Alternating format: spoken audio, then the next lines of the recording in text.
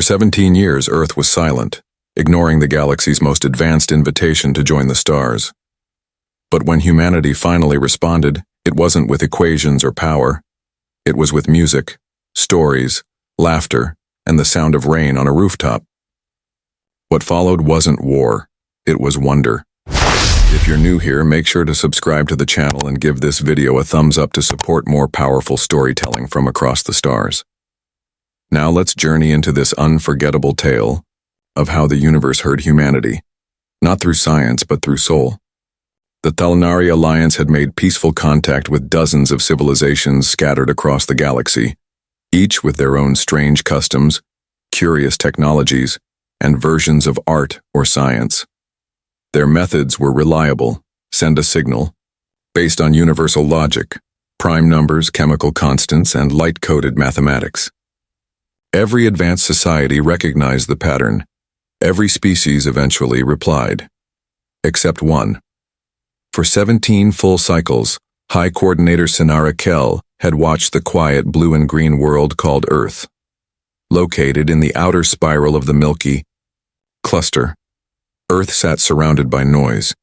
Its atmosphere was filled with waves of chaotic chatter bouncing across the planet. Music, news, entertainment, nonsense.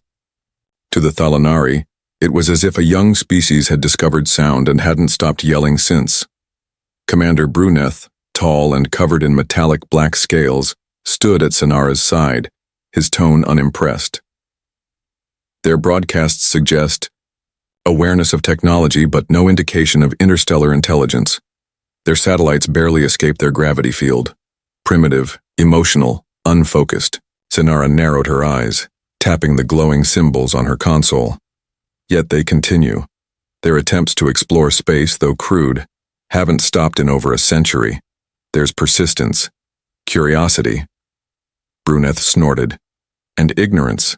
We've sent a dozen variants of contact protocols. They ignore all of them. Either they don't recognize intelligence when it's presented or they simply don't care. Sinara didn't answer. Instead, she watched the data feed coming from their hidden observatory orbiting one of Jupiter's moons. It monitored Earth's electromagnetic emissions in real time. As always, it was filled with a flood of disorganized content. Songs, shouting, debates, laughter, even commercials. No consistent response to the Thalnari signal. Just the same erratic energy that had echoed from the planet for over 100 Earth years. Half a galaxy away, on the third floor of a modest research facility in a quiet part of the Andes Mountains, human astrophysicist Toma Neven rubbed the tiredness from his eyes. His monitor displayed something strange. Again. For days he'd noticed a repeating signal in the deep background. At first he thought it was just interference. Earth had so many satellites, probes, and private companies, throwing signals into space that overlapping noise was common. But this was too consistent, too deliberate. Across the room, Kira Das was hunched over her terminal, headphones on, listening intently to another data set. A cultural anthropologist turned signal analyst, she had joined the Deep Sky Anomalies Lab 6 months earlier, drawn by curiosity more than duty. Toma waved her over. Still seeing the same sequence, she asked, reading his screen. Yeah. Regular intervals. Non-random spacing. I even translated the pulse lengths into binary. Guess what? It starts with the first 6 primes. Again. Kira blinked. That's not natural. Nope, Toma said. Not at all. They stared at the data. Somewhere out there, something was sending a message. Not to them specifically, but in their direction. The problem was, it wasn't in any language they understood. Just math. Raw, brilliant math. Toma leaned back in his chair. So, what do we do? Try to reply in kind? Send primes back? Kira shook her head. If they're advanced enough to send this, they already know we exist. Our planet's been screaming into the void for a century. If we respond with math, we're just mimicking them. That's not us. What then? We send something human, she said simply. Toma raised an eyebrow. Like what? A recipe for chili? A copy of Shakespeare? Why not both? Kira smiled. If someone out there is listening, let's show them who we are, not who we think they want us to be. Over the next 3 days, their team, scientists, musicians, students, and a retired teacher from across the hall, compiled a strange, beautiful collection of signals. They included classical music and folk songs from a dozen countries, recordings of rain on metal roofs and waves crashing on coral shores, a child reading a bedtime story, a violin solo from a subway musician. They added Nobel speeches, nature, documentaries, sports cheers, and lullabies. They layered messages in dozens of languages with translations embedded. Instead of sending a single voice, they sent a chorus. They transmitted it in bursts, riding on a narrowband carrier beam aimed roughly in the direction the original signal had come from. There was no guarantee it would reach, no certainty it would even be noticed. But when they pressed transmit, it felt like more than science. On the other side of the stars, deep within the Thalnari Observatory, alarms chimed. Commander Bruneth rushed into the signal lab, where Liaison Liafen sat staring at the display in disbelief. They replied. She whispered. Sonara entered behind him. Let me hear it. A technician adjusted the output. The room filled with sound. Music, soft and strong, unlike anything the Thalnari had encountered. It swelled with emotion, rhythms repeating like tides, then shifting like seasons. Sonara's chest tightened. It wasn't random. It was intentional. And it was alive. But then the voices began. Stories told in warm, trembling tones, some laughing, some singing, others simply speaking, offering small personal pieces of their world. The humans hadn't replied to the Thalnari's message. They hadn't even understood it. But they had spoken anyway, in their own way. This isn't response, Bruneth muttered. It's art. Nonsense. No, Sonara said softly. It's a reflection. They heard something strange in the dark and chose to shine a light back. For the first time in cycles, Earth was no longer silent. The message they never understood had been answered, not with logic, but with life. And the Thalnari realized they weren't just observing another species. They were meeting one. The real contact had just begun. The transmission drifted through the quiet of space, humming across light years like a ripple across still water. Though not sent with the precision of an interstellar diplomat, the message from Earth carried something different, something unexpected. Where other species responded with clean logic and symmetrical patterns, humans had responded with laughter, melody, and the soft hum of life. It wasn't precise, but it was powerful. On the planet's surface, inside the quiet halls of the Deep Sky Anomalies Lab, Toma Naven sat with his chin resting in his hand, blinking at the screen while the transmission loop replayed. They had sent their reply nearly 4 days ago. The data logs confirmed it had left Earth's upper atmosphere and begun its journey outward. But space was vast, and there was no way to know if anyone would hear it, or even care. Kira Das sat across from him, scrolling through messages on her screen. Most were skeptical, a few were mocking. 1 or 2 researchers from other universities had written with cautious interest asking for data samples and waveform breakdowns. No one knew exactly what to make of their transmission. Still, Kira smiled softly. I think we did something good, she said without looking up. Toma grunted. Even if it disappears into the void? Especially then. You don't talk to the stars expecting answers. You talk because you believe someone might be listening. In another corner of the galaxy, someone was Sonara Kell, stood alone in the audio observatory on the Thalnari vessel Seraphin Coil. Unlike their standard diplomatic quarters, the observatory was silent and dim, designed for uninterrupted listening. The transmission from Earth had arrived 2 days ago. It took that long just to decode the variety of signals embedded inside. Music, environmental sounds, voices layered in languages no one on the team recognized. Instead of confusion, Sonara felt wonder. It wasn't a mistake. It was intentional. The Thalnari had always relied on the universal language of logic, order, repetition, proven formulas. Emotion had never been required in their messages. Connection came through symmetry and certainty. But the humans had thrown a different kind of net into the dark, and it had caught something in her. She didn't know what to call it, but she couldn't stop listening. Back on Earth, Kira and Toma had decided to build a second transmission. This time they invited the public to contribute. Through a secured portal on the space agency's website, they requested short audio samples, anything meaningful. Thousands of clips poured in.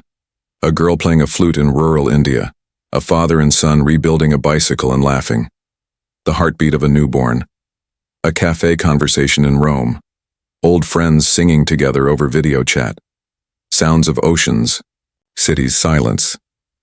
Kira listened to every submission. Some made her laugh, some made her cry.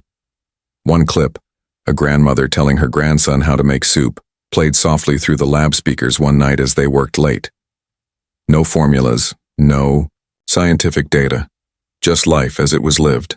They compiled the audio, layered it with more traditional data, maps of the solar system, summaries of Earth's chemical makeup, explanations of their basic physics, and greetings in dozens of languages. But even those pieces felt different now. Not like facts, but like gifts. Meanwhile, the Thalnari Council met in emergency session. The transmission from Earth had reached not just the observatory, but had spread across the Alliance's communication hubs. Other species were listening too. The Solari wanted to study Earth's use of rhythm. The Nahat had questions about the meaning of jokes. The crystalline kindreds asked if the humans always shared stories before sleep. Commander Bruneth remained unimpressed. We sent clarity, they returned chaos. But cultural advisor Darren Sale stood and countered him. They sent a reflection of what it feels like to live, not just how to live. The room fell silent. Even Sonara, normally reserved in such meetings, allowed herself a rare smile. The humans hadn't just responded, they had changed the rules of the conversation. Aboard the Seraphin Coil, a small group of researchers began translating some of the simpler Earth sounds into visual energy patterns. One sound, later identified as laughter, produced an unusual harmonic reaction when passed through their resonance models. Another, music played on an old stringed instrument, triggered positive emotional pulses in the ship's empathic assistants, creatures used to monitor the mental well-being of the crew. The humans had reached them. Not through understanding, but through feeling. Back at the lab, news outlets had started picking up the story. Earth's first response to an alien signal is jazz, read one headline. Another claimed, we didn't understand them, so we sent our soul. The world didn't agree on what it meant, but for the first time in years, people looked to the stars not with fear, but with hope. Kira stood at the edge of a field that night, watching the sky. Toma joined her with 2 mugs of coffee. Think they'll write back? He asked. I don't know, she said, but I think they're still listening. And she was right. Across the stars, aboard ships older than Earth's oldest cities, beings who had never known music were humming fragments of it. Civilizations that had never seen a sunset were staring at human visuals of pink and orange skies with quiet reverence. Scientists in floating labs were studying the concept of bedtime stories. Through the noise and static, through the chaos and calm, Earth had done something different. They hadn't responded with precision. They had responded with humanity, and in the dark of space someone had felt it. The message from Earth kept playing across the Thalnari data channels. At first, most analysts dismissed it as cultural clutter. Music, emotion, soundscapes too layered and unpredictable to extract consistent meaning. But as the days passed, something unexpected happened. It began to spread. Not just across Thalnari, command posts, but through the relay webs of allied species. Those who once relied solely on scientific transmissions and technological signals were now listening to human laughter, to violins echoing in old rooms, to the voices of children telling simple bedtime stories in languages they'd never heard. The message wasn't clear, but it didn't need to be. It was felt. It stirred something older than logic. High Coordinator Sonara Kell had never experienced a cultural ripple this strong in her years of diplomatic service. She stood in the observatory's private chamber, watching transmissions pour in from neighboring species. The Zarnu requested the full frequency set of what they referred to as emotional rhythm structures, music. The Elari asked if Earth had more recordings of what they called shared memory storytelling. Even the crystalline network, beings that communicated through light shifts and vibration patterns, had requested more of Earth's rain sounds and animal songs. Sonara stared at the growing list. Earth hadn't cracked the galactic communication code, not really. But they had done something far more interesting. They had given the galaxy a reason to be curious. At the Deep Sky Anomalies Lab, Kira Das sorted through hundreds of new submissions from around the world. More people were sending short messages, audio recordings, and images. Some shared poems. Others submitted paintings with descriptions of the sound they imagined while creating it. Someone had uploaded an audio clip of a crowded cafe with dozens of conversations blending into a lively background hum. Another featured nothing but wind chimes on a porch in the countryside. Tomanavan leaned over her shoulder, watching the queue fill up. "We're getting everything from the ridiculous to the profound." Kira smiled. "That's exactly what it means to be human." Toma nodded slowly. "Do you think they get it? Whoever they are? They might not understand the details," she said, "but they're feeling something. That's enough." The Thalanari Council wasn't sure what to do with the flood of interest in Earth. Traditionally, new contact followed a protocol: acknowledgement, introduction, data exchange, cultural assessment. But Earth had flipped that process upside down. Without formal recognition, without understanding the message they'd received, humans had already sent back their identity. Sonara brought in cultural analyst Darren Sayel, known for decoding ancient galactic languages and studying extinct civilizations. He spent 3 days listening to the Earth recordings without interruption. When he emerged, his expression was thoughtful. "They've sent a communication structure unlike anything we've cataloged," he explained to the council. "Not in the words or equations, but in the way they combine memory, emotion, and sound. They don't separate logic from feeling. They blend them." "Is it intentional?" Commander Bruneth asked, still skeptical. "Completely," Darren replied. "They may not know the rules of our language, but they're speaking with complete fluency in theirs." The room went silent. Then one of the junior advisors quietly asked, What if that's the real language of their species? What if emotion is their version of mathematics?" The idea was absurd by Thalnari standards, but not laughable. Not anymore. More species began joining the discussion. The Rinali, a telepathic race, remarked that some of Earth's recordings produced a calming effect in their younger generation. The Hydrex swarm, known for their hive consciousness, shared that rhythmic patterns in Earth's music stimulated collective memory syncing. Sonara opened a secure channel to the human lab. The first official contact came through as a simple message. "We received your transmission. We did not understand it. We hope you understand ours." When Kira read the message, she felt her throat tighten. It wasn't elegant. It wasn't formal, but it was human. She replied simply, "We don't speak your language, but we can share ours." A direct channel was established. Kira and Toma prepared another bundle of audio and visual material. But this time, they added a message just for Sonara. A video clip of a young girl learning to play a song on a piano while her grandfather watched from across the room, his face full of quiet pride. Sonara watched the video 3 times before speaking. "They're showing us how they teach," she whispered to herself. "How they pass knowledge, not through data, but through connection." The next transmission from the Thalanari included their own form of music, a sound-based logic pattern that mimicked some of Earth's rhythms, though more structured. Earth replied with a jazz recording and a note. "This is what we do with structure, we stretch it." It became a conversation, not in perfect translation, but in shared discovery. So, more beings tuned in, the dialogue expanded. Earth's stories were requested. So were human paintings, dances, even recipes.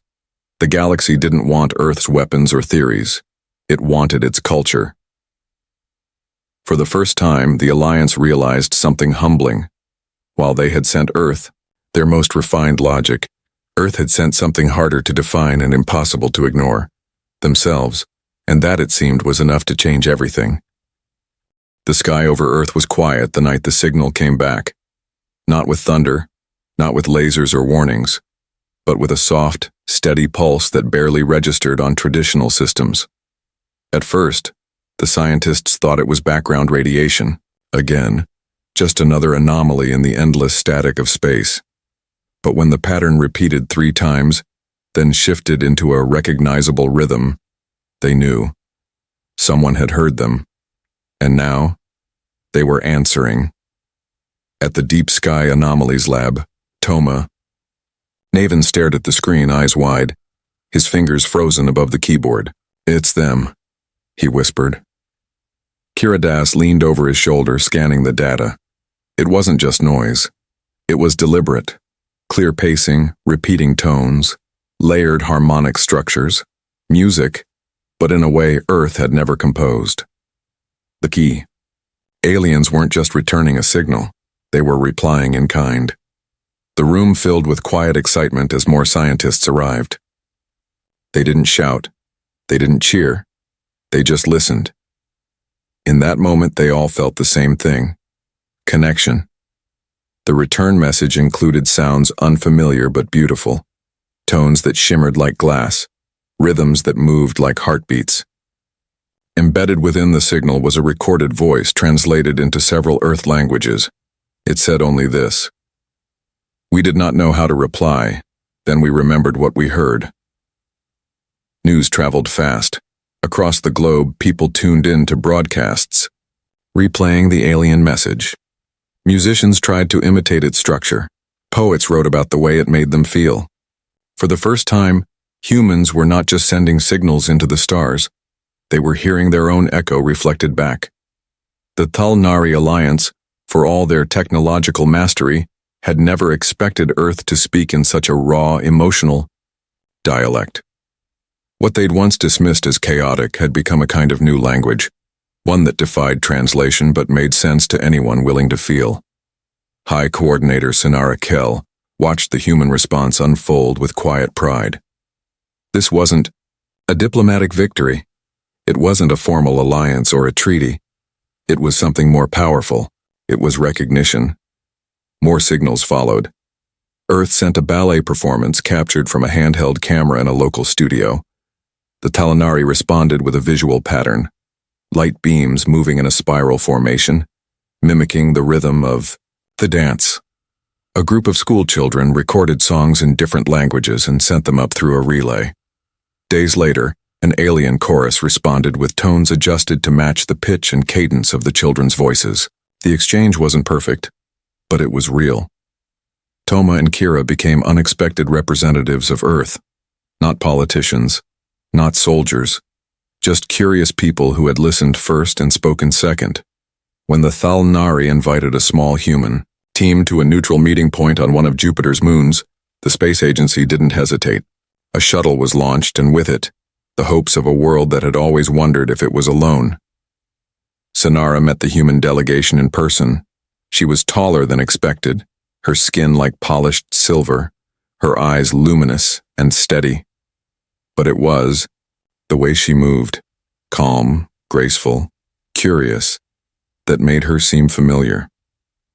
Kira offered her a simple gift, a set of headphones, preloaded with Earth's favorite songs from every genre and era. Sinara accepted it with a nod. "You sent us yourselves," she said. "Now, we are learning to reply." The meeting wasn't formal. There were no translators beyond the machines, but the understanding was mutual.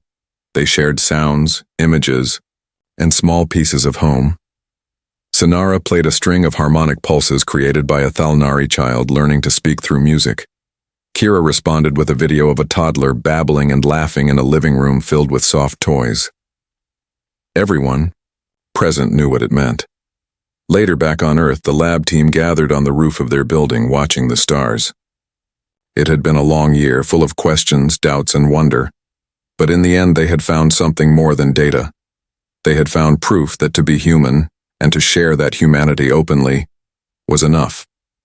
As more species reached out, inspired by Earth's unusual form of expression, new networks were created, not for trade or defense but for storytelling. Shared playlists of alien and human music began circulating. Poetry collectives spanned across planets. A communication hub was built not to translate, but to celebrate the differences in how beings expressed beauty, grief, joy, and love.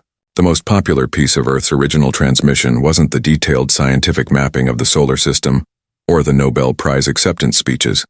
It was a 45-second clip of rain falling on a tin roof, followed by a woman humming to herself while making tea. When asked why that segment mattered, a crystalline being from the outer rim simply replied, "Because it felt like peace." In time, Earth became known not just as a planet of thinkers or builders, but as a planet of feelers, a species that led not with strength, but with sincerity, who taught the galaxy a lesson it had long forgotten, that understanding doesn't always begin with knowing. Sometimes, it begins with listening. Toma recorded one final message to send into space, not directed at any one species, but to all of them. "We never meant to impress anyone. We just wanted to say hello, the only way we knew how, not through formulas but through feelings. Thank you for hearing us, we're still listening." And so the signal continued, across stars, across cultures, across time. A reminder that the greatest message humanity ever sent wasn't a word. It was a feeling. And finally, someone answered.